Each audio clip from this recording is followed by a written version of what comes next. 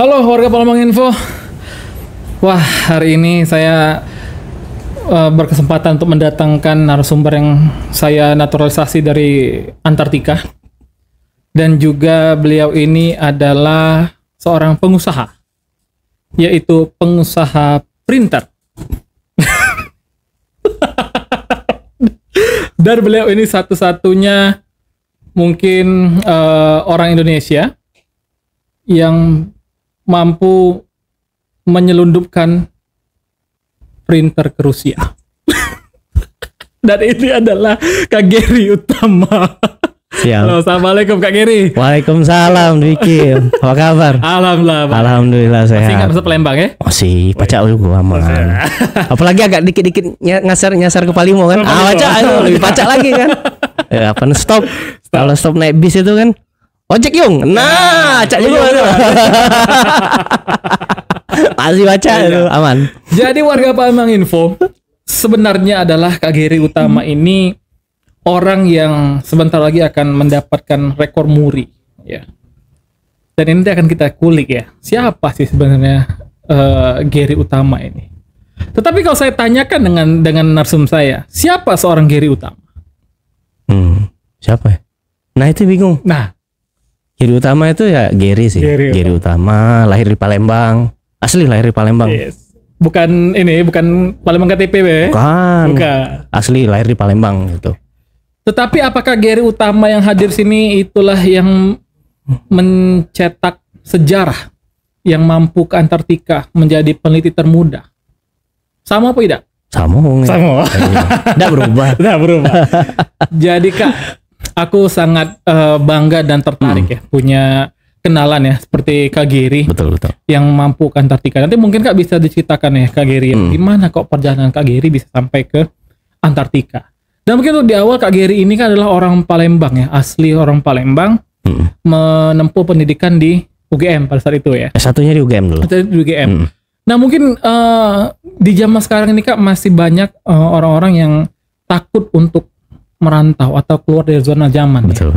Nah, berarti zaman itu pada saat Kak Gary tamat SMA, apa yang memutuskan Kakak untuk mau merantau ke UGM? Iya tuh simple ya Kak Dwiki ya. Dulu waktu awal sekolah itu kan milih universitas ya. Ternyata saya pilihnya dulu kuliahnya kan di UGM, cuma satu-satunya yang fakultas itu fakultas geografi. Dan prodinya tuh saya pilih itu waktu itu kan ada SNMPTN undangan ya. Yeah. Jadi kayak PMDK ya. Jadi PMDK boleh milih 3. Jadi tiga prodi yang saya pilih itu semua di fakultas geografi. Jadi yang pertama geografi lingkungan, yang kedua kartografi penginderaan jauh, yang ketiga itu pembangunan wilayah kalau nggak salah. Nah, simple motifnya tuh merantau itu karena satu-satunya tadi fakultas geografi yang ada di Indonesia ya di UGM, ada juga sih yang swasta. Tapi itu yang di UGM kan yang negeri kan. Dan niat kedua adalah kalau sudah lulus kuliah cepat balik modal. Nah itu kalau kuliah itu kan harus hitung-hitungan. Yeah. Jadi kalau kuliah ya saya nggak bilang semua profesi itu adalah waktu timing untuk return of investment lah ya ROI-nya. Tapi kuliah geografi itu cepat balik modal. Saya tuh butuh setahun aja balik modal. Iya itu cita-citanya. Jadi hemat, langsung bisa bekerja, cepat diserap sebenarnya alasan awalnya lebih cepat diserap oleh pasar. Oke, berarti itu menjadi alasannya untuk ke geografi pas itu ya. Betul. Di UGM. UGM. Nah, setelah menjalankan proses perkuliahan gitu Kak ya. Apakah sempat struggling nih mungkin dari Palembang tiba-tiba ke sana mungkin dengan tekanan kuliah yang banyak gitu ya atau mungkin tidak sesuai dengan ekspektasi nih. Oh, ternyata kuliah geografi sulit ya gitu. Sebenarnya awal-awal di awal kuliah sulit sih sebenarnya. Karena satu kan belajar something yang kita baru tahu kan. Yeah. Jadi biasanya belajar geologi ada lah SMA, tapi sekarang tuh ada yang mata kuliahnya tuh geomorfologi. Terus ada apalagi yang menurut saya tuh itu saya beradaptasi. Dan yang berikutnya ya juga makanan kan. Kan biasa kan makan pempek sama cuka sama laksan, burgo. Saya beradaptasi dengan ayam bakar, ikan bakar. Dan bakarannya itu manis, khas Jogja. Dan itu yang buat saya tuh lama beradaptasi. Sebenarnya itu sih. Tapi untuk yang berikutnya sebenarnya yang menjadi bingung saya kan bukan orang Jawa aslinya. Ya kalau orang itu waktu ospek itu kalau marah, senior itu marah pakai bahasa Jawa saya nggak ngerti. Jadi kalau saya dimarahin ya bingung saya. Lo ini apa gitu. Waktu itu sekarang yang ngerti. Ini apa kan? Jadi kadang sampai mumet dalam bahasa Palembang. Apa dia kendak kau nih kan? Nah sampai. Jadi itu yang awal-awal. Tapi seiring waktu jadi bisa beradaptasi. Mulai kita awal-awal juga IPK standar kok dulu. Standar berapa itu. Tapi saking beratnya sekolah kan. Karena something yang baru ya. Itu sih menurut saya yang jadi tantangan awal-awal di kuliah di UGM awal. Iya. Jadi mungkin ya tantangan untuk teman-teman yang ingin merantau kuliah ke luar, yang ke Jawa lah ya. Betul. Keluar pulau lah, keluar di zona zaman yang mungkin tadi dari bahasa, budaya. Betul makanan, itu jadi penting sekali. Makanan gitu ya, itu penting sekali itu. Hajat hidup kita ya. Hajat hidup. Itu penting itu. Iya. Nah, lalu kan Kak Gary ini kan terkenal dengan peneliti muda ya. Kan Kak zaman sekarang ini anak muda itu masih agak masih agak asing ya dengan pekerja sebagai peneliti, apalagi Kak Gary ini udah sampai ke Antartika kan, nanti mungkin akan cerita banyak tentang peneliti di Antartika. Betul. Nah, apa yang memutuskan Kak Gary setelah kuliah kok jadi peneliti, bukan menjadi pegawai kantoran ataupun ASN gitu ya? Nah, apa yang mendasari Kak Gary? Nah itu bingung juga saya. Jadi awalnya memang di Palembang ini kan ada filosofi ya, menantu terbaik itu yang PNS. Iya. Saya tuh udah kuliah geografi, cita-cita pengen cepat jadi pegawai, balik modal. Malah nggak jadi pegawai. Jadi maafkanlah saya nggak jadi mantu terbaik di kalangan bapak ibu sosialita Palembang. Wah. Iya, itu saya sayangnya di situ. Tapi jadi peneliti itu juga karena apes. Kalau saya boleh cerita apes. Waktu itu ya saya kan mau penghujung semester. Waktu itu ada proyek pekerjaan dosen dan tiba-tiba saya itu bekerja dengan dosen yang saya kenal tapi nggak terlalu akrab waktu itu karena saking sibuknya. Mungkin bapak-bapak ibu dosen yang di sini saking sibuknya, yang punya pejabat kan, punya jabatan ini wakil rektor waktu itu, bapak beliau itu Prof. Suratman itu wakil rektor bidang penelitian. Udah sial saya bilang, suruh ngerjain penelitian di bawah bapak wakil rektor. Nah itu yang menurut saya momentum saya itu mulai ternyata menjadi peneliti se-interesting ini ya. Dan dari situ sebenarnya kesempatan saya diberikan banyak kesempatan, Wiki. Waktu itu dikasih kesempatan banyak sekali. Itu saya ditugaskan ke luar negeri gara-gara itu. Jadi saya nggak pernah menyesal atas keputusan yang menurut saya apes. Awalnya apes banget, tapi jadi berkah. Bagi saya jadi blessing lah. Saya waktu saya masih S1 itu saya lulus UGM tuh lama lah, 5,5 tahun ya. Tapi IPK jangan ditanya, saya cum laude kok, 3,61 kok. Tapi kan nggak dihitung ya, karena kan lewat dari 5 tahun. Saya tuh lupanya nggak ngambil cuti. Jadi kalau ngambil cuti itu cum laude. Tapi nggak apa-apa, di balik hidup yang kemelut itu kita akan bersinar menjadi cum laude lah. Nggak apa-apa nilai cum laude tapi hidup cum laude. Nah itu penting itu. Nah itu yang menurut saya pembawaan itu jadi penting waktu itu. Tapi saya tanggung jawab waktu itu. Dan saya jadi keliling-keliling Wiki waktu itu. Saya awal merintis karir saya itu tur sebagai saintis itu ke Kamboja itu. Itu benar-benar ke Siem Reap itu, Angkor Wat itu. Nah, itu awal-awal masih usia 21 itu 21 tahun. Apa yang menjadi bahan kajian penelitian dari Kak Gary sehingga ke luar negeri, ke Kamboja? Nah, itu lucu tuh. Jadi pekerjaan saya kan spesialisasi saya kan di geomorfologi waktu itu. Tapi saya tuh kan senang mengotak-ngatik data-data antropogen ya, data-data KTP. Saya melihat ada peluang data KTP ini diekstraksi waktu itu di Kamboja itu waktu itu diekstraksi datanya karena ada golongan darah kan. Iya. Dan itu kita bisa mendistribusikan golongan darah. Jadi PMI itu kalau mau survei, jadi tinggal survei ke kampung ini, dia tahu darah apa yang dibutuhkan ada peluangnya. Jadi potensi dapatnya golongan darah-darah tertentu itu bisa dapat A, B, O, AB. Nah, itu bisa dipetakan. Jadi bisa ketika PMI melakukan tur donatur ya, bukan donatur donor darah. Donor darah massal itu potensi dapatnya darah itu bisa tahu di satu wilayah. Oh, ini banyak yang punya darah A, resus ini kan bisa, ini kan peluang banget menurut saya, ini membantu PMI dengan data-data geospasial waktu itu. Itu saya suka ngotak-ngatik data-data itu waktu itu. Oh, berarti ya saya kira yang bakal laku adalah meneliti tentang tanah atau tentang apa. Ternyata sampai ke Awalnya saya seneng utak-atik aja, karena itu kan waktu mahasiswa ya. Jadi mahasiswa itu kan think out of the box, but it's not too far from the box itself. Pemikiran liar lah ya. Nah, jadi pemikiran liar itu harus disalurkan. Waktu itu saya menyalurkan, ini bagus banget ini.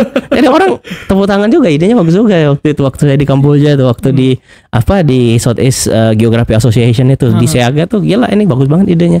Terus ya akhirnya tetap itu buat hobi aja. Waktu itu Kamboja tuh hobi aja. Ya Allah, hobinya pun itu hobi pakai ini model itu. Terus lanjut lagi ke Nagoya. Nah itu Nagoya baru asli, itu pekerjaan yang real yang geomorfologi ya. Kayak saya kan bidang saya geomorfologi ya. Jadi geomorfologi sama remote sensing sebenarnya. Nah itu yang menurut saya real saya bekerja menjadi peneliti itu memang udah menyusut ke spesifikasinya, spesialisnya di geomorfologi. Geomorfologi sama penginderaan jauh. Itu saya udah prediksi itu pekerjaan ahli penginderaan jauh itu akan maju ilmunya. Oh ternyata bener. Itu 2000 berapa saya bilang? 2014. Itu udah bilang. Mulai teknologi masif itu berkembang. Jadi mungkin ada yang pernah dengar Google Earth Engine apa-apa. Iya. Itu kita nggak nyangka, itu saya juga nggak nyangka. Tapi saya udah memprediksi bahwa pemrosesan citra itu akan menjadi lebih sederhana dan bisa accessible, universal access, dan bisa digunakan, orang tuh bisa melakukan komputasi. Nah sekarang orang bisa menjustice dong, menjustice pemerintah, terjadi kerusakan lingkungan, dia bisa langsung evaluasi. Kalau dulu kan lama, harus download citra, terus langsung proses, pakai software tertentu. Iya. Nah itu lama banget. Ya banyak aplikasi ya, untuk Google Earth pun kita bisa ngeliat di seluruh dunia kan. Betul. Di mana. Oh berarti itu zaman dulu sulit berarti ya kak ya, sebelum ada itu ya? Wah sulit minta ampun. Dan itu jadi apa ya? Dan itu fundamental. Jadi ilmu dasar itu jadi fundamental untuk kita membentuk pola pikir. Nah itu menurut saya penting. Jadi memang saya kan dibalik kisah saya yang lulus telat tadi, tapi kan saya tidak pernah mengkhianati kualitas. Jadi saya walaupun lulus telat, tapi saya orang yang paling siap ya. Jadi nggak terlalu lulus terburu-buru cepat, tapi matang itu. Menurut saya itu yang penting. Mature dalam berilmu, keilmuan kita ya? Itu mature, membangun maturity itu penting dalam berilmu, karena itu yang akan membantu kita nanti ketika berkarir, itu akan membantu kita menjustifikasi dalam pengambilan keputusan DSS, decision support system, itu dengan pengalaman kita yang banyak itu akan membantu sekali membangun confidence kita dalam memecahkan suatu masalah. Itu penting sekali. Oke, nah jadi ya kak, tamat dengan kondisi yang waktu tempuh studinya agak mundur, tapi dengan kondisi bidang keilmuan betul. Matang banget itu. Karena dengan pengalaman penelitian sampai ke luar negeri tadi. Dan tajir. Itu penting kan, tajir. Itu yang nggak dimiliki orang. Orang lulus itu nganggur. Orang saya belum lulus aja masih pegang duit banyak waktu itu, udah dolaran pegang. Karena tadi ya. Itu ke peneliti tadi ya, penelitian ke luar tadi. Nah lalu apakah hal ini yang memutuskan kak untuk melanjutkan bidang keilmuan ini? Kayaknya sudah enak nih kita meneliti kemana untuk upgrade diri, ialah kak melanjutkan studi. Udah dulu setelah lulus itu saya lulus dari UGM itu kan 2017. Jadi lulus dari UGM itu saya lama bekerja berkarir. Jadi pernah kerja di NGO, terus pernah bekerja di banyak sih kantor-kantor ya, konsultan. Terus pernah jadi kerja di pemerintah, di Pemda pernah, jadi guru juga pernah semua saya kerja. Jadi itu saya, yang penting fundamental pertama itu adalah ekonomi. Jadi SMN itu fundamental tuh membangun ekonomi. Jadi karena orang nggak akan tahu mau kamu lulus dari mana, kalau kamu ekonominya rentan, kamu nggak bisa survive kok. Nah itu yang menurut saya penting. Waktu itu saya membangun fundamental itu dulu ya, tapi kan bekerja dengan ilmu saya, jadi saya nggak pernah mengkhianati hasil kuliah saya, hasil pendidikan saya itu saya digerakkan menjadi faktor produksi ya. Itu bagaimana itu menghasilkan sebuah finansial, jadi dukungan finansial, itu saya nggak pernah mengkhianati. Jadi apapun pekerjaan saya selalu berhubungan dengan keilmuan saya waktu itu. Nah itu yang menurut saya jadi penting sekali. Awalnya pikirannya fundamental. Jadi kalau ekonomi itu kokoh, kita secara personal itu ekonomi kita kokoh, maka kita mau ngapain bebas. Mau ngapain, mau berpikir kreativitas itu akan lebih mudah, lebih muncul. Bagi saya yang pertama waktu itu rumah itu bener banget. Jadi saya harus punya rumah dulu. Karena saya tuh waktu kuliah banyak banget bawa buku. Jadi niatnya cuma buat naruh buku sebenarnya. Tapi ya itu, ya kalau daripada kayak kucing beranak pindah sini, bawa naik truk, ngangkut buku, itu repot. Akhirnya udahlah gimana caranya punya rumah dulu di Jogja ya waktu itu. Untuk base kita naruh. Untuk base dan untuk base naruh barang awalnya. Dan base berpikir. Jadi itu, jadi nggak kepikiran mau bayar kontrakan kapan itu kan, karena udah fresh pikiran. Oke, jadi memang sudah matang dalam sisi keilmuan dan juga dari perekonomian. Ya itu benar harus dibangun itu. Oke, nah ini pelajaran sangat penting ya warga Palembang Info ya. Jadi kita tidak hanya kuliah ngejar waktu studi yang cepat, 4 tahun tamat, tapi hal itulah yang kebanyakan menjadi waktu kuliah banyak jadi pengangguran, susah mendapat kerjaan, kemungkinan ada beberapa poin-poin penting ataupun bidang keilmuannya belum begitu matang ya. Itu kayak seolah-olah kayak miskonsepsi ya. Jadi miskonsepsi dalam berstudi itu ngapain sih kita kuliah? Nah, kalau saya sih kuliah awalnya benar, kalau ditanya kuliah jurusan ngambil apa gitu ya. Kan kayak nggak terkenal kuliah geografi lingkungan itu ngambil apa? Jawaban paling simpel saya ngambil apa kuliah? Udahlah ngambil hikmahnya aja. Saking apa ya, masa depan tuh madesu kan sekarang. Masa depan suram ya. Tapi enggak bagi saya. Tapi kita kalau kalian tahu mau ngapain, itu akan membantu kita. Oh, kita mau ngapain? Saya pernah kok. Jadi koneksi itu penting banget. Jadi gunakanlah waktu S1 itu 5 tahun itu, 5 tahun lah ya. Itu membangun koneksi. Saya pernah di waktu itu di Jogja, itu kerja. Itu saya pernah dites sama Kabit ya, itu kerja di DLH Provinsi Jogja. Itu kerjanya asik, cuma kerja 4 hari gajinya 1.500.000. Siapa yang mau gaji itu waktu itu? Waktu 2018. Bapak itu tahu saya, orang Jawa kan, ngetes saya. Saya kan lahirnya kan di Palembang, orang kan nggak percaya orang Jogja orang Palembang. Kan biasanya tukang ya inilah, kernet lah, tukang rampok lah, apa-apa, image-nya kan kayak gitu, jelek banget. Jadi nggak percaya saya tuh punya kolega, ya pejabat kampus lah. Jadi simpel aja ditanya bapaknya. Kalau Mas Geri bisa telepon bapak yang wakil rektor itu pakai HP-nya Mas Geri, ya sudah, ya udah. Ternyata waktu itu saya telepon, dia angkat kok. Bapaknya ketakutan sambil biasa kalau orang Jawa nelpon itu kan langsung nunduk. Enggak, bro, enggak langsung. Habis ini saya bilang besok saya kerja nih pasti. Besoknya kerja. Jangan main-main. Itu ya relasi ya. Betul, itu penting banget. Itu pengalaman saya yang benar-benar tes modal nelpon. Itu belum saya ceritakan, orang nggak pernah tahu, itu belum pernah saya ceritakan. Untold story of Geri Utama itu satu. Jadi saya waktu itu ya suruh telepon pakai HP itu waktu itu Nokia X5 ya, itu yang pertama Android kan. Pertama yang Android itu saya telepon pakai HP jelek itu, saya telepon. Ini Bapak pakai bahasa Jawa. Ini dari DLH ini mau ngomong. Oh, itu takut ini Bapak Prof. Langsung nunduk. Langsung orang Jawa kalau nelpon kan gitu. Habis ini besok saya ketompo nih. Besok saya terima kerja. Besoknya bener keterima.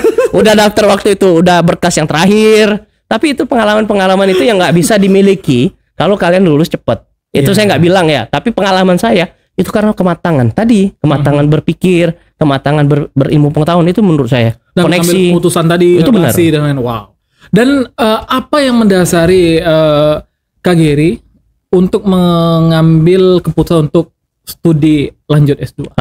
Itu simple. Waktu itu saya udah jenuh. Jadi jenuh bekerja kerja di pemerintah. Waktu itu kan Covid.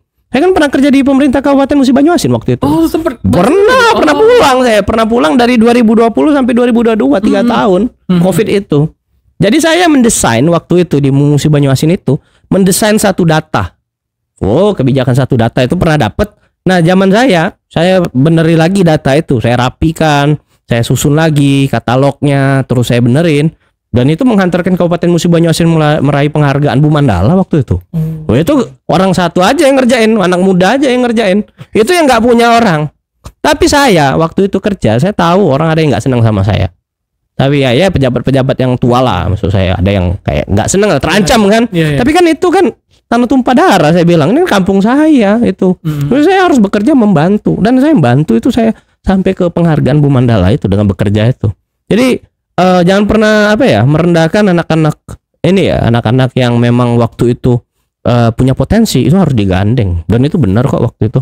Jadi akhirnya selesai, saya sampaikan ke pimpinan waktu itu saya selesai pekerjaan ini, Kabupaten Muba dapat penghargaan Bu Mandala, I think it's stop, aku mau kuliah. Saya akhirnya kuliah, dan saya langsung daftar kuliah tuh langsung keterima kok, terima di Saint Petersburg ya waktu itu, saya udah keterima, tapi nggak beasiswa Rusia. Waktu itu Saint Petersburg bisa melakukan pengambilan kuota sendiri. Karena kan universitas khusus ya. Jadi universitas khusus di Rusia itu ada 2, Moscow State, Lomonosov Moscow State University sama Saint Petersburg State University. Nah 2 universitas itu dia boleh mengambil kuota khusus. Nah saya nggak mendaftar lewat itu. Saingannya sama orang Rusia kok. Lulus kok. Oh iya, orang Palembang kan bisa lulus. Ya terimalah saya waktu itu S2 di Saint Petersburg State University di bidang ya nggak jauh-jauh dari geografi sebenarnya, tapi prodinya lebih spesialis ya, lebih spesifik namanya quaternary paleogeografi. Jadi paleogeografi quarter. Nah itu, saya nggak jauh beda sama belajar waktu S1. Nah itu terima 2022. Itu. Nah yang menarik tadi, fun fact-nya adalah ini membuka usaha printer. Oh iya, lo tuh nggak tahu. Kemarin kita sempat ngobrol tapi belum maksimal ya. Iya, itu betul. Saya waktu itu akhirnya, ya udah keterima kan waktu itu dan Petersburg itu. Ini apa yang mau disiapkan? Waktu itu masih spesial operasi apa ya, militer khusus kan? Ya bukan perang lah antara Indonesia Ukraina sama Rusia. Wah itu saya paling takut printer itu nggak ada ditarik karena produk barat. Namanya waktu itu Epson lah printer itu. Itu printer yang paling menurut saya dalam persepsinya itu paling canggih, paling bagus. Kalau Brother kan nggak laku. Karena Brother itu kalau bahasa itu kan orang Sekayu yang buka usaha. Iya. Brother itu apa? Kuyung. Ya di Kuyung itu orang yang merantau ke Amerika buka usaha jualan printer merek Brother. Iya, makanya printer itu namanya Brother. Kalau diterjemahkan jadi Kuyung. Itu MBA itu yang punya Musi Banyuasin asli itu nggak kebayang kan kalian, saya makanya nggak pernah beli printer itu. Nah itu kan jenakanya ya, tapi jangan ngebeli loh, itu Amerika loh, itu kan canda-candaan nanti digugat juga. Tapi intinya waktu itu saya mikir apa ya, waktu awal-awal kuliah pasti menderita. Jadi waktu awal-awal menderita itu pasti menderita dan butuh namanya dukungan ya. Jadi butuh ya, saya hitung-hitung kan cetak printer berapa di Rusia ya mahal ternyata. Mending beli. Waktu itu kan takut nggak ada kan produknya. Jadi saya beli, bawa dari Palembang itu. Ingat saya karena saya berangkat dari Rusia ke Rusia itu dari Palembang ke Batam. Jadi dari Batam ke Singapura. Karena saya tahu kalau ke Singapura itu ini jangan dicontoh ya, tapi di Singapura itu disclaimer tolong ya, jangan sampai orang jadi ikut-ikutan semua. Karena di Jakarta tuh ditimbang kalau bagasi. Di Singapura enggak. Oh itu modal pakai jas. Modal welcome sir. Itu yang mental itu enggak gitu. Mental businessman. Oh iya, itu saya udah hafal mental itu. Coba kalau di Jakarta orang naik mau umroh aja ditimbang. Karena mental kita sering bawa oleh-oleh. Kalau di Singapura enggak, welcome sir. Itu welcome on board sir. Take put your stuff. So itu aja. Itu itu mentalitas ya. Benar mentalitas Singapura itu dikenal negara bisnis, benar. Orang saya bagasi nggak ditimbang kok. Kalau kelas ekonomi ditimbang sama masyarakat yang kelas ini yang just tip lah apa. Jadi itu momentum. Tapi jangan dicoba-coba, nanti buka juga bahaya juga. Saya nggak bisa lagi kan. Nggak bisa printer udah. Ya mungkin bawa yang lain, bumbu masak apa kan. Iya itu banyak itu nggak ada yang itu yang akhirnya printer itu saya buka printer. Jadi saya bawa printer dari Indonesia ke Rusia. Akhirnya yang kamu harus tahu, tinta printer itu Epson itu salah satu tinta printer termahal di Rusia. Itu satu warna itu 300.000. 003 serinya. Apa itu? Dan cuma punya satu toko yang jual di Rusia tuh. Dia tokonya banyak ya. Toko elektroniknya tuh ada banyak ya. Namanya toko DNS. Itu mesti pesen dulu. Itu sialnya gara-gara bawa printer itu, tapi nggak apa-apa. Tapi kualitas tidak ada mengkhianati hasil. Wah itu saya kalau nawar kalau itu akhirnya selama di Rusia saya buka usaha printer waktu di asrama itu. Dan di situ saya banyak kenalan. Kenapa saya yakin waktu itu perlu printer? Karena saya awal-awal semester 1 itu akan menderita. Tadi karena udah kuliah pakai bahasa Rusia. Saya kan dulu pernah kuliah juga kan kuliah persiapan bahasa ya. Waktu itu kan tapi online. Nah di kelas bahasa itu persiapan bahasa itu pasti apa yang dipelajari di kelas persiapan bahasa gak akan sama dengan realita. Dan itu saya udah mikirin panjang itu. Akhirnya tetap saya komit bawa printer. Akhirnya benar. Waktu semester 1 saya boleh ujian itu karena ujian di Rusia kan lisan ya, verbal ya, ngomong ya, nanya. Enggak ada yang nanti ada jawaban soal terus dikasih kayak kupon itu kayak apa? Undian, milih. Itu yang menderita juga tuh. Nah akhirnya itu saya punya printer itu awalnya buat membantu saya untuk studi selama di Saint Petersburg di awal-awal semester 1. Tapi di balik hikmah itu, saya punya klien printer. Dari yang cantik, yang nggak bayar, yang ngucapin terima kasih, ada semua. Waktu saya di Rusia tuh, yang cantik ya ada, jadi teman kan. Terus yang nggak bayar juga terima kasih, yang ngomong cuma spasiba, ya udah ada juga. Ada yang juga, oh itu ada banyak lah. Tapi gara-gara itu, ya uangnya balik modal. Jadi saya udah hitung banyak sih, saya tajir gara-gara printer deh.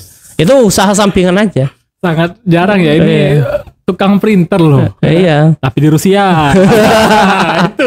Iya, kalau baca jualan ikan tembalo ya. Iya, Jepang ya. Kak, saya setelah kuliah di Rusia kayak apakah seindah yang dibayangkan? Tidak. Yo, gimana ya? Seindah tuh memang kotanya bagus, Saint Petersburg kan, Leningrad Tapi yang harus kalian tahu bahwa sekolah di Rusia tuh ya menderita. Jadi kampus saya itu kan karena universitas khusus ya. Saya kan beban tadi beberapa waktu lalu beban cerita. Jadi beban alumni ya. Saya kalau di UGM oke lah, banyak presiden apa-apa, tokoh-tokohnya besar kan. Di Saint Petersburg tambah lebih besar lagi. Ada dari Vladimir Putin, Dmitry Medvedev, Lev Landau, Mendeley, Vladimir Koppen. Alumni situ semua. Siapa lagi? Banyak. Terus ini siapa? Giri Utama kan? Nah, itu. Wah, ini beban moral saya bilang di antara alumni yang sudah jadi presiden. Aku jadi apa? Bilang, iya itu benar deh awal-awal Landau. Pernah sekolah di situ, Dokuchaev, Alitana, terkenal di Rusia tuh. Itu beban mental sama Markov tuh ahli geomorfologi pertama Rusia. Orang Saint Petersburg itu benar-benar mikir, ini beban mental saya bilang. Waktu itu kuliah. Mana saya satu-satunya orang Indonesia ya kuliah di ilmu kebumian ya. Jadi rata-rata orang yang kuliah di Saint Petersburg tuh rata-rata ilmu politik. Jadi ilmu politik, ilmu pemerintahan, sosiologi lah.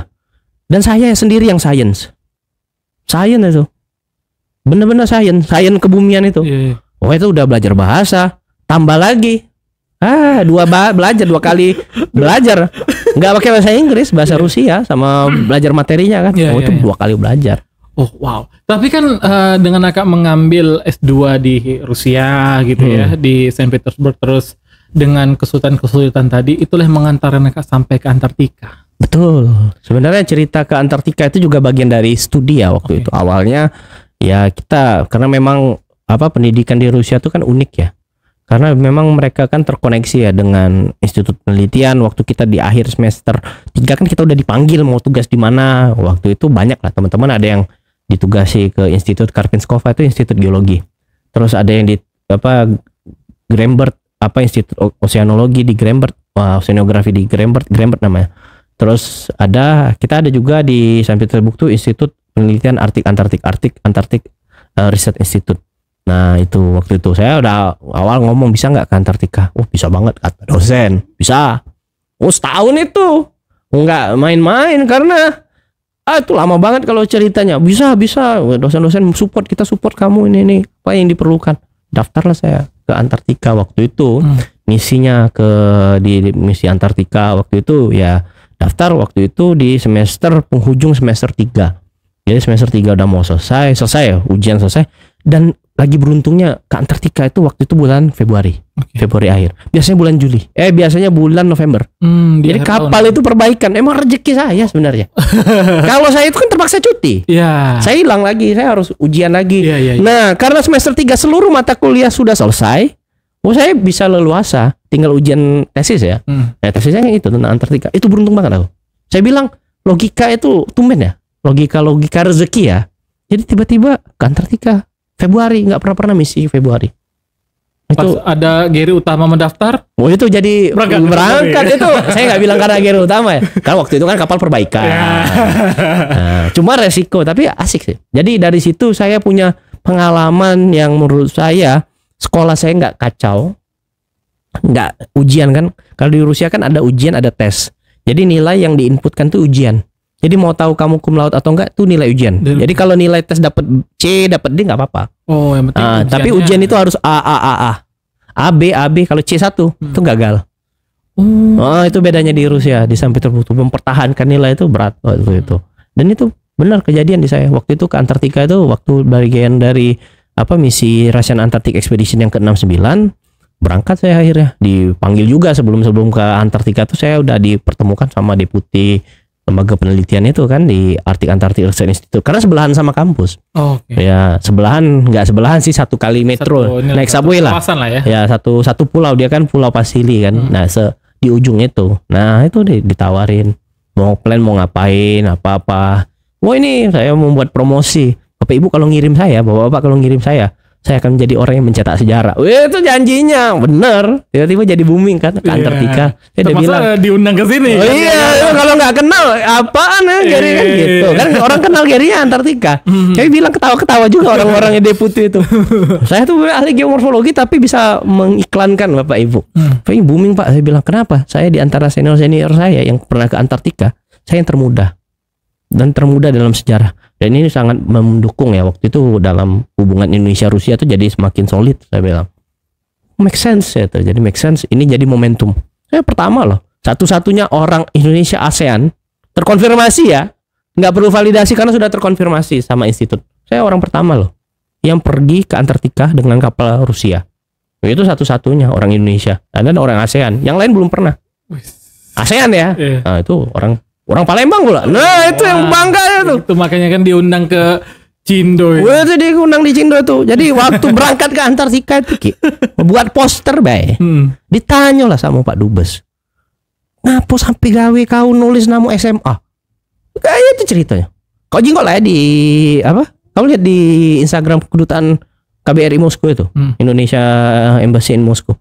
Aduh, biodata itu Gary Utama. SMA. Tulis SMA Negeri 2 Sekayu Kabupaten Musi Banyuasin. Pasti ini booming gue bilang. Apa gue bilang? Gitu.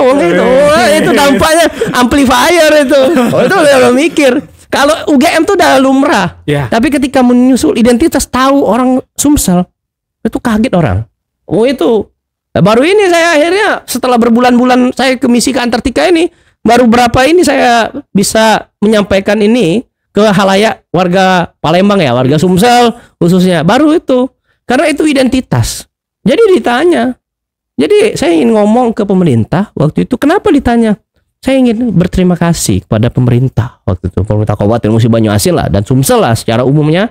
Nah itu karena saya disekolahkan oleh pemerintah Musi Banyuasin kok waktu itu. Gratis waktu itu. Dan saya ini ungkapan saya terima kasih. Walaupun waktu itu saya sekolah. Waktu saya sekolah di sana di Sekayu itu, di SMA Negeri 2 Sekayu, saya itu orang yang suka ngambil ayam. Jadi waktu makan siang, jadi ini jangan dicontoh ya, karena sekarang udah prasmanan, udah pakai box ya, udah dikasih. Kalau dulu prasmanan, jadi saya itu ngambil ayam itu piring kan ngambil. Yang pertama saya ambil itu ayam dulu, terus saya masukin nasi, ambil ayam lagi, jadi 2 kali. Iya dong. Nah itu yang saya mau bayar hutang itu, makanya saya tulis, Pak Dubes ini penting sekali Pak. Terkait unsur kedaerahan, kebanggaan kita sebagai orang Musi Banyuasin. Orang kan nggak tahu Musi Banyuasin di mana. Nah ini akhirnya gara-gara itu jadi tahu. Saya ini ingin kasih pesan ke warga Sumsel sebenarnya message-nya itu bahwa sekolah di Sumsel tuh nggak kaleng-kaleng, cuma bikin kaleng-kaleng aja. Itu aja sih yang penting. Nah itu something yang orang nggak tahu. Iya, bangga kan itu. Wow, jadi ya luar biasa ya. Berarti Aka adalah satu-satunya orang yang membanggakan warga Sumsel yang sudah menginjakkan kaki ke Antartika. Betul. Lalu Kak, boleh diceritakan nggak perjalanan Kakak ke Antartika itu seperti apa? Dari Rusia sampai ke Antartika tuh gimana? Mungkin teman-teman masih bingung, termasuk aku pun bingung. Gimana ya perjalanannya? Kan pasti lama ya, berbulan-bulan, berminggu-minggu. Betul. Kan? Oh, berbulan-bulan. Itu saya terinspirasi juga tuh. Itu cerita apa ya? Mungkin kalau saya jadi Yonko udah jadi Yonko kalau di One Piece. Serius loh. Dari North Sea sampai ke South Sea itu saya udah pernah tuh. Bener itu. Membelah. Saya jadi Yonko kalau bener-bener ada ya udah jadi Yonko saya. Cuma enggak jadi. Jadi balik cerita ini kan intermezzo aja. Tapi waktu itu saya berangkat ke Antartika tuh dari Saint Petersburg. Dan memakan waktu untuk membelah samudra itu ya berapa samudra ya? 3 samudra ya. 3 samudra terus 2 benua ya, melewati 2 benua itu memakan waktu kurang lebih 1 bulan lah. Jadi 3 minggu dari Saint Petersburg itu melintasi laut yang dari yang ganas, yang baik sampai ganas lagi, sampai yang es. Nah, itu kita melewati itu semua. Dan itu memakan waktu kurang lebih 1 bulan. Waktu itu kita di minggu ketiga kita sudah sampai di Cape Town. Dari Saint Petersburg itu ternyata 3 minggu. 3 minggu. Jadi ternyata kalau keliling dunia itu deket ternyata. Iya nggak jauh. 3 minggu. 3 minggu. Nah, 3 minggu itu benar. Terus melanjutkan lagi perjalanan dari Cape Town, Afsel, melanjutkan perjalanan ke Antartika. Yang pertama itu kunjungan itu, tapi keseharian di kapal. Wah itu pusing juga kalau nggak mencari itu. Tapi saya seneng di kapal. Namanya waktu itu kapal risetnya kan Akademik Trosnikov ya. Akademik Trosnikov itu, nah itu kapal salah satu waktu itu kapal yang paling modern. Kapal icebreaker pemecah es yang paling modern yang dimiliki oleh pemerintah Rusia. Itu saya udah bangga ikut kapal itu kan. Itu kebanggaan banget. Dan benar-benar sih hal yang menurut saya waktu di kapal itu ya kita kan terpisah dunia ya. Ya yang biasanya biasa lihat mall, lihat metro, subway, bis, tiba-tiba cuma hidup di kapal yang dimensinya 100, panjangnya 120-an meter. Dan itu benar-benar kayak orang-orang yang ini ngapain ya? Hilang arah kalau ini ngapoi. Ya ngapoi bener. Jadian bener ngapoi, aku muter-muter. Jadi gawe aku di kapal ya muter-muter. Itu naik ini itu bener. Itu bener sih. Ini muter-muter keliling. Lari, tapi tidak lari dari kenyataan, lari. Nah, kalau lari kenyataan nyampak, jebur ke laut. Nah, urung jadi mengetop, mati dia masal top. Nah, itu loyalnya. Nah, itu mati jago. Jadi kurang lebih 3 minggu sampai 4 minggu ya di dalam kapal. Betul. Nah, lalu sampailah ke Antartika. Apa yang Kak Giri rasakan ketika pertama kali menginjakkan kaki? Saya membayangkan Ki. Jadi membayangkan ke Antartika itu kayak kasta tertinggi dari seluruh ilmu kebumian itu pergi ke Antartika ternyata. Oh iyalah, waktu saya S1 skripsi saya pakai motor loh, Suprapit juga. Wah itu ke Antartika pakai helikopter. Wow itu pakai jaket itu. Bayangin aja film itu kayak film Mission Impossible. Bener-bener kayak Mission Impossible. Dan bahkan kayak Winter Soldier. Benar-benar itu naik helikopter itu pertama itu. Dipanggil saya waktu di stasiun Mirni itu pertama kita harus mencetak sejarah kata kepala kapten ya kan, kepala saintifiknya waktu itu. Nah, itu kamu harus pertama berangkatlah ke stasiun pertama stasiun Mirni. Itu ke stasiun Mirni waktu itu. Kan terakhir penelitian saya sebenarnya di stasiun Bellingshausen ya. Jadi rute perjalanan kita tuh ada 5 stasiun. Stasiun penelitian ya, ada Mirni, Progress, terus ada Maladosnaya sama Goravecernaya yang punyanya Belarus, kemudian ke Novolazarevskaya, terus yang terakhir itu ke Bellingshausen. Jadi saya itu terakhiran penelitian tempat saya buat tesis, buat peta. Ya kan tugas saya kan buat peta geomorfologi. Itu di stasiun Bellingshausen. Pertama tapi ke Mirni. Muter ke timur dulu dan itu lebih dekat dari Jakarta ke Mirni malah. Iya. Jadi dari Cape Town itu nyebrang sampai ke GMT 8, dari GMT 3 ke GMT 8. Itu benar-benar waktu itu momentumnya seru lah, benar-benar kebayang kayak James Bond gitu ya. Bayang naik helikopter terus. Jadi kita udah sampai stasiun Mirni itu harus nunduk kan, nggak boleh berdiri di helikopter. Jadi harus nunduk kayak benar-benar kayak mau perang. Seru tapi itu benar-benar saya memikir itu kasta tertinggi seorang ilmuwan ya. Jadi ke Antartika ilmuwan kebumian tuh bener-bener kita tuh kayak bekerja saintifik, bener-bener saintifik gitu loh. Oh itu bener banget, aku bangga banget waktu saya bangga banget waktu itu. Dan saya nggak ngebayangin ya, bisa-bisanya ya receh-receh kayak saya tuh ke Antartika. Iya saya selalu merenung itu, kok bisa ya? Masih saya sampai sekarang kadang gila ini bisa ya kan? Kayak masih kayak di luar lah ya, kok bisa ya? Gitu. Itu bener saya mikir sampai sekarang kok itu bener-bener. Kalau kita expert ya di dunia apapun dunia akan terima kita. Itu benar pengalaman saya. Dan itu menarik sekali ke Antartika waktu itu ke stasiun Mirni. Di stasiun Mirni itu terkenal dengan observasi penguin ya. Penguin. Ya, penguin emperor, kalau bahasa Rusia imperator. Jadi penguin emperor, ada penguin Adelie yang kecil-kecil itu. Nah, yang agak cute. Cute lah. Kalau emperor tuh nggak cute tapi gede badannya. Nah, itu pusat pengamatan penguin. Sebenarnya di stasiun Mirni itu di situ.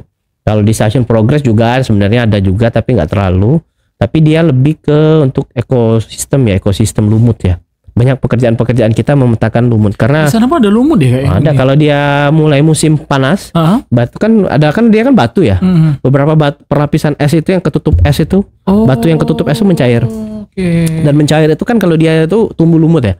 Itu diidentifikasi dengan menggunakan data penginderaan jauh dan itu bisa menjadi indikasi terhadap aktivitas perubahan iklim. Oh, semasif kalau dia banyak ya lumut itu berkembang, ada spesies baru. Nah, itu indikator perubahan iklim. Nah, itu jadi salah satunya.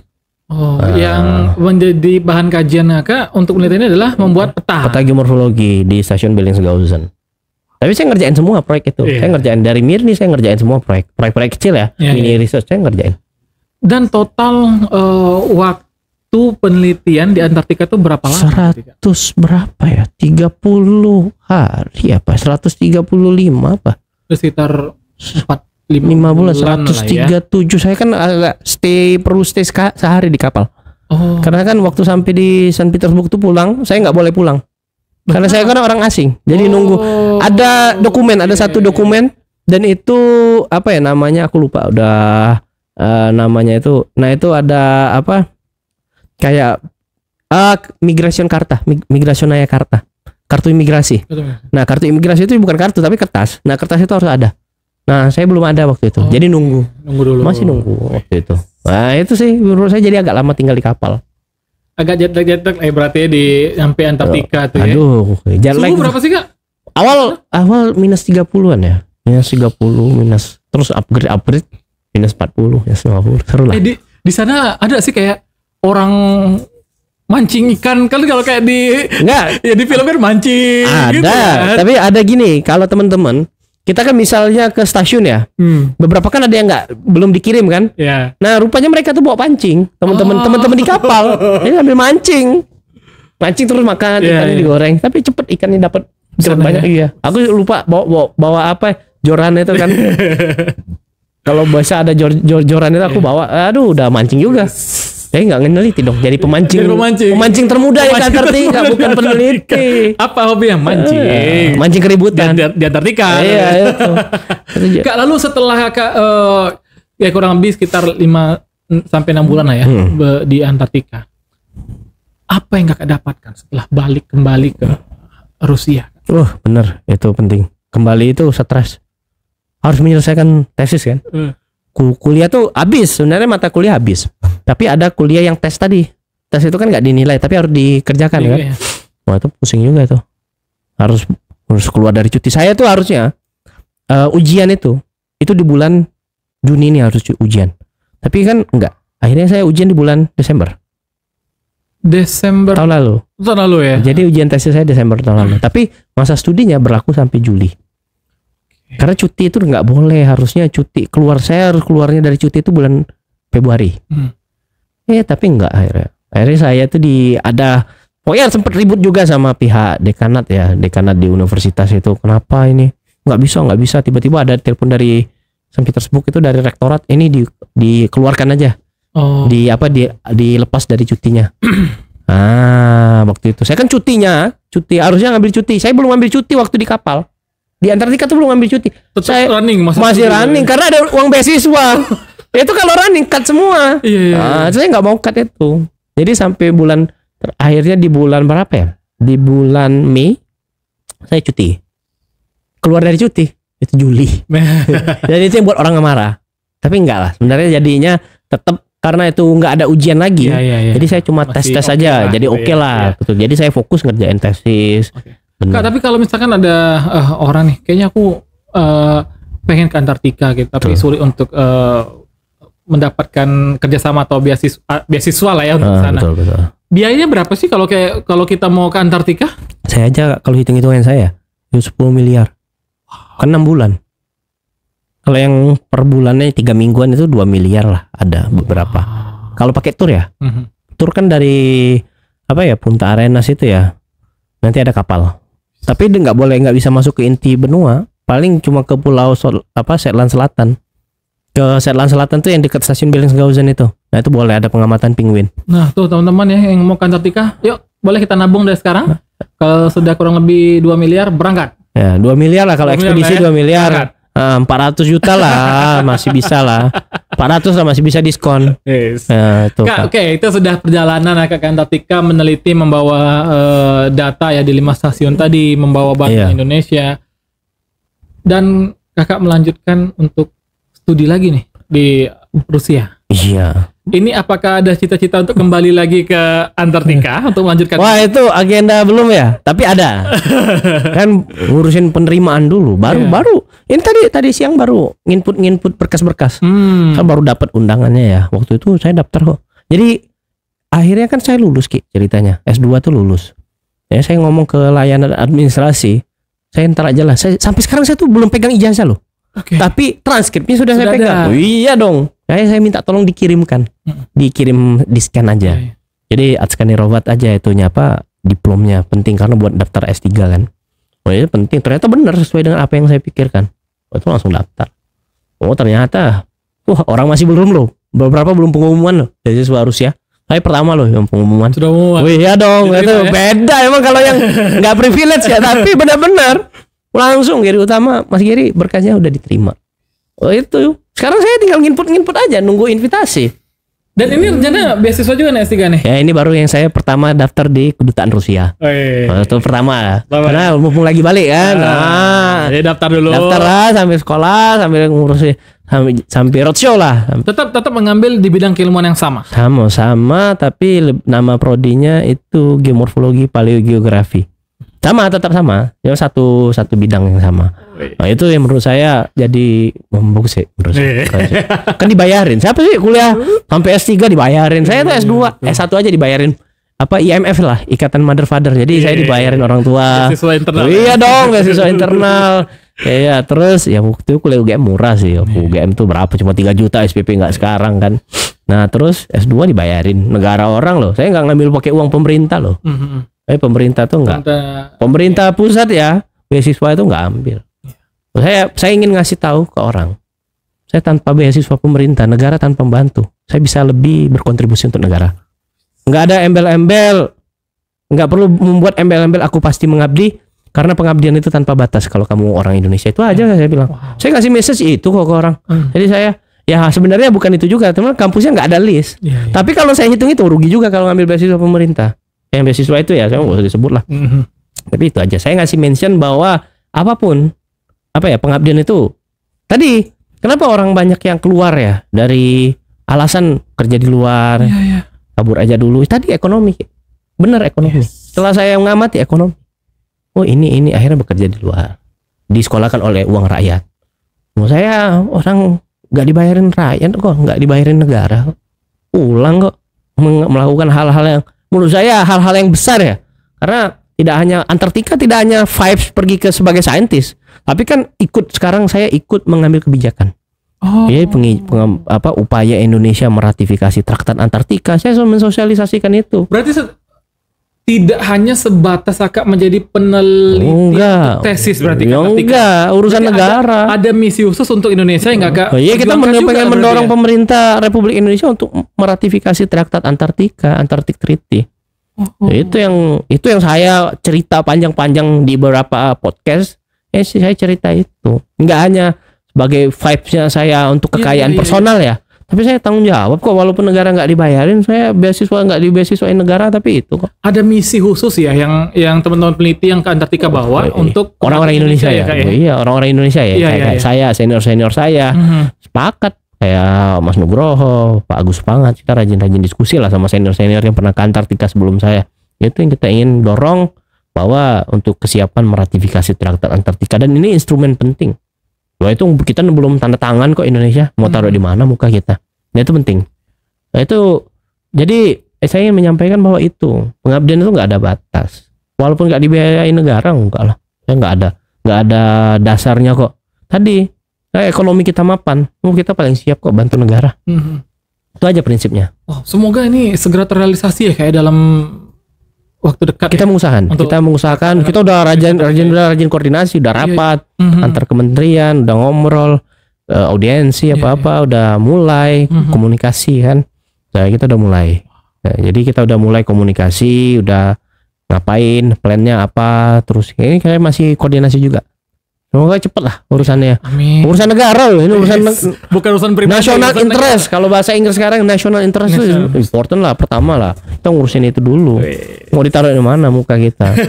Nah itu. Kak, aku mau nanya pertanyaan unik nih ya. Aku dari awal ke data aku memperhatikan jam agak loh. Itu bukan jam waktu Indonesia kan? Oh, asli ini jam. Kenapa alasan agak menempatkan itu menjadi jam Rusia dia? Ya kan yang digitalnya kan ini kan yang kalau yang digital ini ada yang digital. Yang digital jam Indonesia. Kalau yang ini jam Rusia. Apa yang mendasari Aka untuk melihat waktu Rusia? Ya kan waktu itu kan biar bisa waktu di Rusia itu bisa nelpon orang tua. Oh, jamnya wajar gitu. Mungkin ada. Enggak lah, kalau gitu kan. Awalnya kan itu. Iya. Dibalik dong, jangan seolah-olah waktu di Indonesia dong saya pakai jamnya setelan Rusia. Iya karena ini banyak out of context saya. Tadi pas awal kok jam Kak Giri beda ya. Iya asli nih beda. Boleh lihat nih. Beda kok. Berarti di Rusia sekarang itu jam 12. Jam 12-an lah ya. 12.15 lah atau 12. Tuh 12.11 lah, 12.15. Cepet ini. Iya. Kak Ger. Ini mungkin akan menjadi penutup dari perbincangan kita. Boleh. Yang menjadi masalah untuk anak muda sekarang ya Kak ya. Kalau bahasa wong Palembang tuh kecik kundu. Betul. Mereka ada kemampuan untuk berpikir, ada kemampuan untuk berbahasa Inggris, kemampuan untuk bidang keilmuannya dalam gitu kayak. Ada keinginan dari mereka untuk melanjutkan pendidikan ke luar ya. Betul. Mungkin ke luar pulau ataupun ke luar negeri. Luar dari negeri boleh dong. Ya ke luar negeri atau keluar dari negeri. Oh, keluar negeri. Nah, tapi Kak, kebanyakan ada yang menjadi penghambat untuk teman-teman ini. Misal, orang tua yang tidak melepas anaknya untuk merantau. Ataupun dari anaknya sendiri mungkin ada bidang ilmu bagus, kemampuannya ada, tapi dia takut untuk merantau. Nah, mungkin dari Kak Geri ada pesan ya atau kata-kata motivasi lah ya untuk teman-teman ini. Yuk kita keluar dari zona nyaman kita untuk kita merantau. Nah itu dari Kak Giri sendiri dengan pengalaman banyak sampai ke Antartika itu mungkin bisa di-sharing Kak dengan hasil kawan-kawan. Paling simpel sih kalau aku sih gini. Jadi untuk apa ya? Saya selalu komitmen konsisten ya. Kalau ngomong konsisten dengan mutu saya. Jadi untuk mewujudkan mimpi itu maka harus bangun tidur lebih awal. Karena kalau kita punya banyak waktu, lebih awal bangun tidur karena kita punya banyak waktu untuk mewujudkan mimpi kita jadi kenyataan. Jadi kalau kita tidur terus, nggak ada waktu kita untuk mewujudkan mimpi kita akan jadi nyata. Karena kita tidur. Jadi kita hidup berkutat di dalam mimpi itu. Dan itu yang menurut saya melandasi motivasi saya, ya bangun lebih awal lah menurut saya. Jadi kita punya spending time, urusan yang kecil kundu itu, mana ya ceritanya cek ini. Intinya yang masa depan tuh yang pegang masa depan tuh kita. Diri sendiri. Oke lah orang tua sampai S1, tapi kan untuk menempuh jalan hidup itu ada langkah-langkah ya. Dan itu kan nggak semua orang tua tuh bisa membantu menjadi asistensi untuk meraih mimpi. Ya orang tua support dalam pendidikan, tapi yang punya kesempatan untuk choosing something itu kita. Jadi kalau kamu nggak milih itu alasan kecil kundu, ya penyesalan ya. Penyesalan tuh selalu di akhir Ki. Kalau di depan namanya pendaftaran. Itu penting banget. Itu pendaftaran itu. Nah, kamu mau penyesalan, kamu mau menyesal atau mendaftar? Ya udah enggak sih, mau menyesal atau lebih menyesal kalau kamu enggak lebih awal. Ya kalau kamu punya kesempatan di lebih awal, maka kamu punya hal-hal yang spending time, bisa melakukan hal. Karena gini, kecil kundu ya kalau bahasa Palembang itu kecil kundu. Itu karena limited lah, lack of inspiration. Satu itu salah satunya, lack of inspiration. Terus nothing to do lah, karena ngapain sih terpaku dalam pekerjaan klasik. Sekarang kan pekerjaan kan inovatif ya, transformatif dan inovatif, itu penting banget. Pekerjaan sekarang tuh aneh sekarang, pekerjaan zaman sekarang tuh aneh, terlalu luas, terlalu banyak ya. Iya, di online aja tiba-tiba lewat daring udah bisa cari uang. Dan itu menurut saya apapun profesinya ya. Walaupun saya nggak jadi menantu terbaik di Palembang ya karena nggak PNS ya. Tapi satu yang penting bahwasanya yang punya kesempatan untuk mewujudkan mimpi itu kita. Jadi kalau kita mulai kecil kundu karena lack of information, lack of idea, innovation, nah itu yang membuat kita nggak tahu. Akhirnya kita terkungkung. Terus tekanan sosial, dan ini kita harus membreak. siapapun yang membreak sosial ini, sosial kultur yang ada di Palembang lah khususnya, kita keluar, kita berkembang jadi manusia yang lebih baik dan semakin baik. Karena tetap sih, memang orang tua tuh berat ya melepas. Tapi kan yang mau menjalankan hidup itu kan kita. Iya. Baik buruknya itu kan kita yang milih. Ya itu menurut saya. Itu yang jadi hal-hal yang harus kita pikirkan, kita rencanakan. Karena tadi yang lack of information, transformation, innovation, itu gara-gara keterbatasan tadi, jarang baca buku. Itu penting banget. Jadi inspirasi itu datang hingga hanya dari buku, tapi dari orang-orang yang pernah, ya makanya kan jarang ya orang-orang Palembang tuh nggak banyak sih ngerantau, tapi banyak sih. Kalau sekalinya merantau jadi pembesar. Oh itu saya banyak ketemu kok yang di Jakarta. Itu banyak sekali kok. Bahkan bangga ya. Ini cerita lucu sih sebelum ini. Jadi bangga sampai menggunakan bahasa daerah. Apalagi bahasa Musi Banyuasin ya, Sekayu. Saya pernah loh di stasiun Depok ya. Depok stasiun UI. Itu orang nelpon pakai bahasa Sekayu itu. Agi mah aku kak dalam kreel. Itu benar itu. Dalam kreel. Oh ini orang gila, ini orang mubah. Saya telepon. Akhirnya aku colek. Orang ini ya, orang Sekayu. Ayo koyong. Kacau. Asli. Itu pengalaman di Jakarta ya. Itu mah aku dalam kreel. Nah itu saya udah mulai lihat itu beberapa orang-orang sudah berani merantau. Dan itu penggunaan bahasa lokal di Jakarta itu salah satu pemandangan yang langka tapi berharga bagi saya. Karena saya banyak mengumpulkan cerita jokes yang menurut saya bisa bawa pulang. Iya. Itu faktanya itu. Oke. So jadi untuk warga Palembang Info ya, jangan takut untuk merantau ya, karena kita harus banyak membaca ya, kayak biar dunia kita tuh tidak hanya terkukung ya. Betul. Jadi luas ya. Peradaban itu dimulai dari rasa kepenasaran. Sriwijaya itu nggak akan sampai ke Madagaskar, nggak akan sampai ke Afrika, pantai Afrika Timur itu tanpa rasa penasaran. Penasaran kok rajanya. Makanya kita tuh kehilangan itu loh. Literasi kita sebagai orang-orang yang besar karena Sriwijaya tuh nggak ada. Punya kampus terbesar di Muaro Jambi. Punya modal, saking tajirnya Sriwijaya, bisa modalin bangun asrama di Nalanda. Wah itu nggak pernah diceritakan kok sama, ada nggak keluarga-keluarga kalian menceritakan kehebatan Sriwijaya? Sampai ke Madagaskar, sampai ke pantai timur Afrika, cuma urusan untuk beli gading, ambil gading. Sampai di Arab, orang Arab bilang orang wak-wak. Wah itu nggak ada. Ada nggak narasi itu disampaikan? Enggak lah. Dan itu harus baca buku Codes yang punya peneliti Prancis itu. Bagaimana narasi-narasi Sriwijaya itu memang bangsa merantau kok. Kita tuh dikundukan kita sendiri yang mengkecik kundukan itu loh. Itu menjadi kecik kundu tuh karena kita nggak berani besar. Padahal abad ke-7 kita sudah besar. Jadi kita tuh dikerdilkan lagi. Mental kita ya udahlah. Aku nggak bisa hidup tanpa pempek. Orang kayak gitu kok rata-rata sekarang.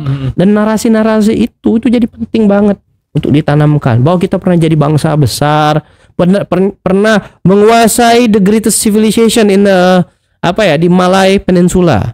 Saking besarnya Sriwijaya itu sistem pemerintahan otonomi daerah ya, otonomi daerah yang dikembangkan itu yang punya sistem otonomi daerah itu sebelumnya jadi Indonesia modern itu Sriwijaya, dibagi per kedatuan Mandala namanya.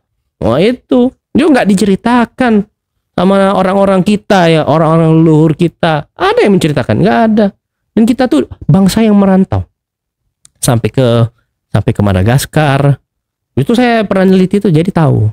Terus penggunaan bahasanya sama. Kalau Dwiki ke Madagaskar, itu orang nanam teras seringnya sama, genetiknya sama mukanya, agak-agak hitam dikit aja. Nah, itu kan kita menguasai, berhasil semangat itu sampai ke Thailand, udah sampai pantai selatan itu, selatan Thailand itu kan makanya orang Melayu. Dan sejarah ini sangat jarang untuk ini dinarasikan ke anak-anak sekarang. Karena kita tadi lack of information tadi. Karena awalnya dari awal kita tuh udah besar. Kita tuh udah besar dan sangat besar. Sampai orang kerajaan itu menurut saya kita harus punya mental itu. Kita harus membangun mental kita. Karena kita mental raja. Mental raja yang merantau. Berhasil kok kita bisa bangun Candi Borobudur kok. Itu yang bangun Candi Borobudur kan pakai modalnya kita yang investasi. Iya, iya. Iya. Wow, tuh berarti untuk warga Palembang Info, ayo kita harus banyak mencari literasi, kita harus membaca, mencari informasi-informasi yang tentu saja berguna untuk kehidupan kita ke depannya. Betul, ya, betul. Kak Ger, ya. Betul. Kak Ger, terima kasih banyak loh Kak. Siap. Sudah ngobrol di sini Kak. Aman. Ya, semoga Kak sukses untuk studi S3-nya. Amin. Makasih, Ki. Dan juga menerima rekor murinya. Oh, segera itu. Udah berapa kali nih mundur-mundur Iya. terus. Sayang sibuk. Iya.